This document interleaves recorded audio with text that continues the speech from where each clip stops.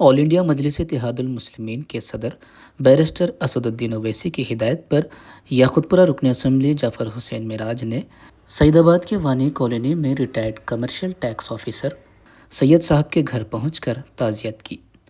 California के अलमनाक हादसे में जनाब सैयद साहब की बहू, पोते और पोती जाँ बहक हो गए थे।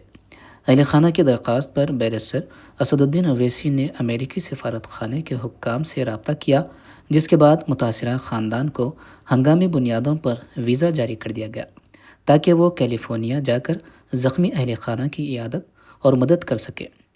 ऑल इंडिया मजलिस इत्तेहादुल मुस्लिमीन ने इस मौके पर यकीन दिलाया कि वह हर मुश्किल घड़ी में आवाम के साथ खड़ी रहेगी।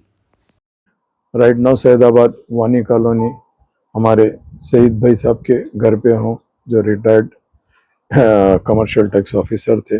उनके साहबजादे, बहू और पोतरा पोतरियों का जो इंसिडेंट हुआ था अमेरिका के अंदर, जिसमें बहू, एक पोतरी और पोतरे का इंतकाल हो गया था एक्सीडेंट की तरफ से।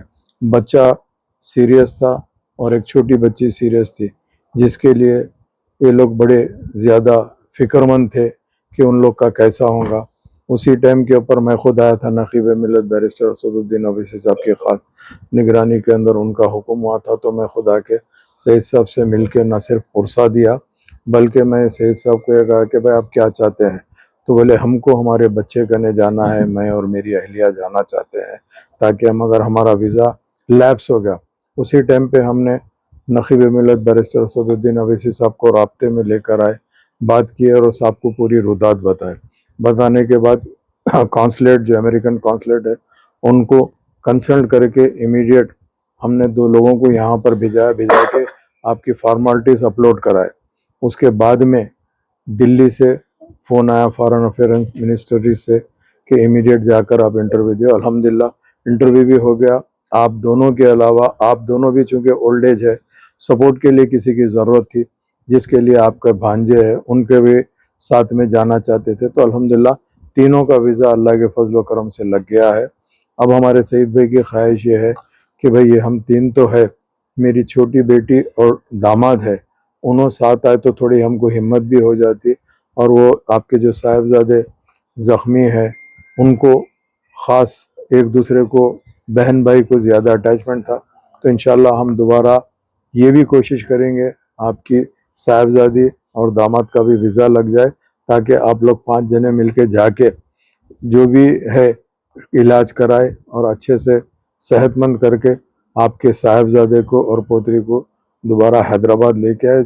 अल्लाह ताला उनका रोज़ भी तो वहाँ रखा है, मगर उसको कुछ न रहा। सवाल ये कि बहू का, पोतरा और पोतरी का जो इंतकाल हुआ, बेशक बहुत दुख की बात है, मगर क्या कर सकते, अल्लाह सुब्हानहू व तआला हर एक का वक्त लिख दिया है। हम तो यही कहेंगे कि अल्लाह उनकी मग़फ़िरत फरमाए। जो भी चीज़ उन्होंने दुनिया में करे हैं, ख़ास तौर से इनकी बहू ने अपनी बेटी को और बेटे को हाफिज़ कुरान बनाए, उससे बड़ा अजर कोई नहीं हो सकता। इस सब की ख़ास बदौलत अल्लाह सुब्हानहू व तआला उन लोगों की ज़रूर मग़फ़िरत करेगा।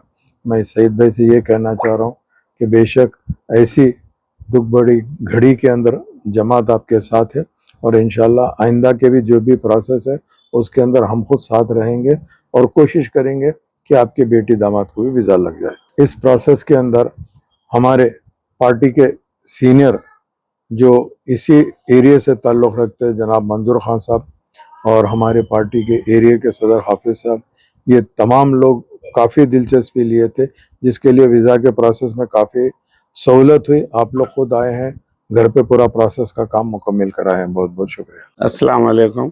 मैं Sheikh Abdul Saeed, assistant commercial tax officer, retired from मोज़मज़ाय मार्केट, जो है सो यहाँ मैं सैदाबाद का मुकीम हूँ, सैदाबाद वानी कॉलोनी। मेरे बेटे साहब शेख अब्दुल नवीद, डॉक्टर शेख अब्दुल नवीद, वो कैलिफोर्निया में एकदम अपोजिट साइड से दोनों टक्कर हो गई। वो उधर से आने वाली लड़की थी, उन्हें भी, उसका भी इंतकाल हुआ करते। और मेरी बहू, एक पोतरी, बहू नाजिया सलमा, और पोतरी जो है सो हाफिज़ा निहा नाहिन शेख, 19 साल, 18-19 साल थे। और जो है सो पोतरा जो है सो शेख उमर शेख, उन्हों भी हाफिज है। तीनों का इंतकाल ऑन द स्पॉट हुआ। उसके बाद जो है सो हमारे छोटी बच्ची सीरियस इंजरी हुई, और मेरे बेटे साहब नवीद साहब को जो है सो एकदम मल्टीपल इंजरीज, 2 पैर टूट गए, एक दावा हाथ भी टूट गया, इंजरीज हुए, और जो है ऑपरेशन। अब थोड़ा हाथ पैर हिला रहे कहते मालूम हुआ। और बच्ची जेरे इलाज है, वो बच्ची जरा बात कर रही, हम ऐसा दिखे तो दादू सलाम अलैकुम, दादी टाइम पे अब आपको जाना वहाँ जरूरी है। जी हो, फिर जाना आपका वैसे वीजा प्रोसेस इसमें एमएलए साहब जाफर हुसैन साहब आ गए थे। आने के बाद हमसे रिक्वेस्ट करे, उनको रिक्वेस्ट करके हमारा वीज़ा लैप्स हो गया, ज़रा हम अप्लाई करेंगे, इंतज़ाम करो बोले तो अच्छी बात है बोल के इमीडिएट 2 बच्चों को लैपटॉप देकर भेजे। वो पूरा जो है सो पर्टिकुलर्स फिलअप करे।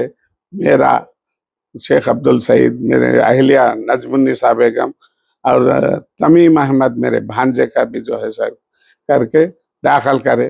फिर इतने में जो है सो वहाँ से एमपी साहब कोशिश करे, शायद मैं असदुद्दीन साहब, बहुत बहुत शुक्रिया उनका।